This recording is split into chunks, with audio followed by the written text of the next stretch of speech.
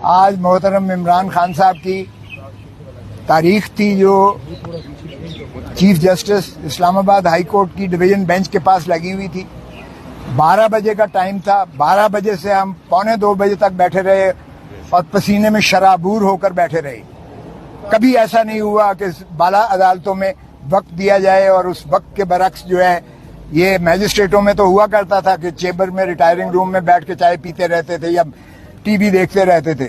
High کورٹوں میں کبھی ایسا نہیں ہوا تھا. میں نے شکایت بھی برملا کی, اگرچہ چیف جسٹس صاحب نے اس کی معذرت کی, لیکن میں نے کہا جی یہ کٹسیز ختم ہو گئی ہیں. ہم آپ کی عزت کرتے تھے, آپ کو ہمارا عزت بھی ملحوظ ہونی چاہیے. ہم پسینے سے شرابور ہو کر جو ہے یہاں 2 گھنٹے سے بیٹھے ہوئے ہیں اور آپ نے جو ہے ٹائم دے کے ابھی نہیں آئے. اور پھر میں نے ان کو بتایا کہ خان صاحب کے ساتھ یہ ایڈیشنل سیشن جج جیل میں گیا ہے انسپیکشن کرنے کے لیے, اور اس نے لکھا ہے کہ خان کے کمرے کے باہر جو ہے وہ لگا ہوا تھا کیمرہ لگا ہوا تھا, جو ان کو نہانے کی جگہ اور جو ان کو انخلاء کی جگہ تھی وہ کھلی تھی. یعنی شرمناک جو ہے, شرم آنی چاہیے ان کو کہ ایک کوئی بھی ہو, سابقہ وزیر اعظم ہو یا کوئی بھی پریزنر ہو, کیا اس کی آپ اس طرح سے پرائیویسی میں کیمرے نکال کے اس کو نہاتا دیکھیں یا وہ اپنا انخلاء کے لیے جائے اور آپ اس کی جو ہے اس طرح سے تصویریں کیمرے میں دیکھتے پھریں. یہ آج تک نہیں ہوتا دنیا میں, یہ ہو رہا ہے عمران خان کے ساتھ. اور پھر اس نے کہا کہ ایڈیشنل سیشن جج نے رپورٹ دی ہے جو میں نے آج پیش کی ہے اس عدالت میں, عدالت عالیہ میں, اور اس نے کہا ہے کہ انہوں نے مجھے شکایت کی تنگی کی ساری. اب اندازہ کیجئے گا حکومت اس کو بیٹر کلاس دے رہی ہے. جو سزا ہے وہ سمپل امپریزنمنٹ ہے, مشقتی سزا نہیں ہے, سادہ سمپل امپریزنمنٹ ہے جو سزا دی ہے. اور اوپر تو رہا یہ کہ اس کو بیٹر کلاس دی ہے اس لیے کہ وہ اسٹیٹس کے مطابق دیتے ہیں. وہ سابقہ وزیر اعظم ہے اور ایسی جگہ پہ اسے رکھا ہوا ہے اٹک جیل میں جو جانوروں لائق بھی نہیں ہے جہاں رکھا جائے. تو یہ جو ہے میں نے اس کو دی ہے, بتائی ہے اس کو.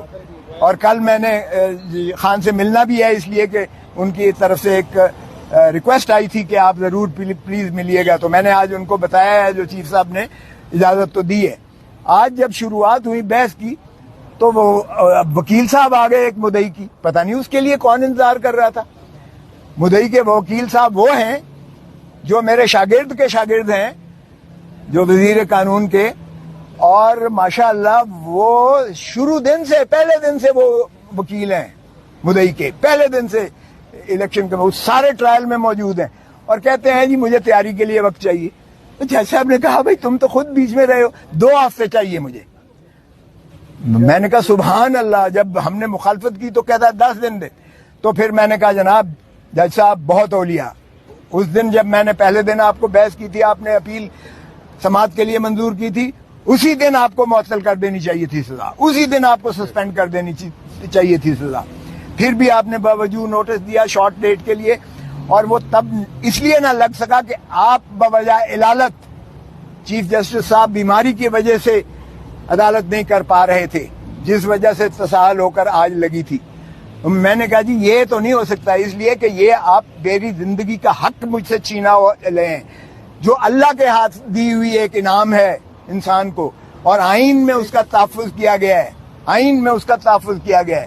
اور یہ ہر دن ہر لمحہ جو میرا گزر رہا ہے یہ میری زندگی سے کاٹ رہے ہیں آپ, جس کا کسی دنیا میں کسی شخص کو, کسی عدالت کو اختیار نہیں ہے, کیونکہ یہ بنیادی حقوق سے متصادم ہے. اور میں نے کہا جی یہ دیکھیں کہ فساد کی سب سے بڑی جڑ, اس سارے گناہ کی جو ایک شاخسانہ ہے وہ تو ہے الیکشن کمیشن آف پاکستان, جس نے یہ فیصلہ دیا کہ عمران خان جو ہے وہ 62-63(1) میں یہ ڈسکوالیفائی ہو گئے ہیں, یہ نااہل ہو گئے ہیں, اور آگے لکھ دیا کہ ان کے خلاف جو ہے فوجداری مقدمہ بھی قائم کیا جائے. اچھا اب اندازہ کریں کہ وہ آرڈر لاہور ہائی کورٹ میں چیلنج ہوا اور اس میں ایڈمٹ ہو گیا ہے, اور اس میں کہا گیا کہ کوئی اس کے خلاف کاروائی نہیں کی جائے گی, کوئی کاروائی نہیں کی جائے گی اس کے پاداش میں. اور دیکھیں کتنے کھلے ننگے طور پر اس کا پروسیکیوشن بھی ہوئی اور سزا بھی ہوگی. اور پھر میں نے کہا جی آپ جورسڈکشنل انکیپیسٹی ہے. اس عدالت کو اختیار ہی نہیں تھا ایڈیشنل سیشن جج کو یہ کیس سننے کا، اس لیے کہ سیکشن 193 CRPC کہتا ہے کہ کوئی سیشن کورٹ براہ راست کوئی کیس نہیں سن سکتا. وہ میجسٹریٹ کے پاس جاتا ہے، میجسٹریٹ ریفرل کرتا ہے 193 میں کورٹ آف سیشن اگر ہو. اور میں نے 2022 سپریم کورٹ منتھلی ریویو کا حوالہ دیا ایگزیکٹ اسی نقطے پر انہوں نے سیشن کے آرڈر کو سیٹ اسائڈ کر دیا ایگزیکٹ اسی پر. تو پھر میں نے کہا جی یہ تو سارا ٹرائل ہی جو ہے غیر آئینی ہے اور یہ اس کی سزا جو ہے وہ کالعدم ہے اور یہ نان ایسٹ ہے.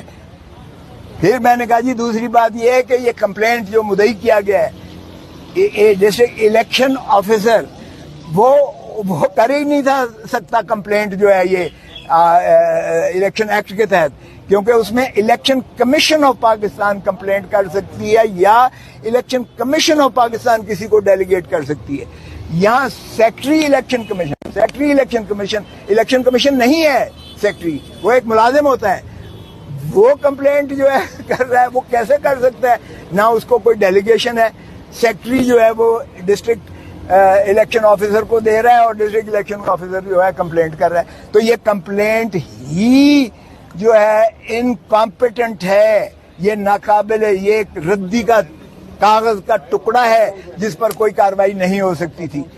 اور پھر میں نے کہا جی اس میں بھی لکھا ہوا ہے 120 دنوں کے جو ڈیکلریشن جو فارم، یہ مجھے کوئی توشے خانے کی سزا نہیں دی گئی، یہ سزا اس چیز کی دی گئی ہے کہ آپ نے جو ڈیکلریشن دیا ہے، ہر مہینے دیتا ہے، میں خود 10 سال دیتا رہا ہوں، 31 دسمبر کو دینا پڑتا ہے اور وہ 30 جون پچھلے سال کا جو آپ کے محاصل ہوتے ہیں، جو آپ کے ایسٹس اینڈ لائبلٹیز ہوتی ہیں، اس کا آپ ایک گوشوارہ دیتے ہیں الیکشن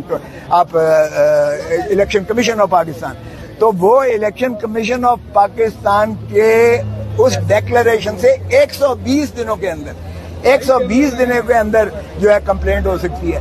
یہاں تو کئی سالوں کے بعد کمپلینٹ ہو رہی ہے، تو یہ زائد المیعاد بھی ہے. تو میں نے کہا جی میرٹ کو بھول جائیں، میرٹ بھی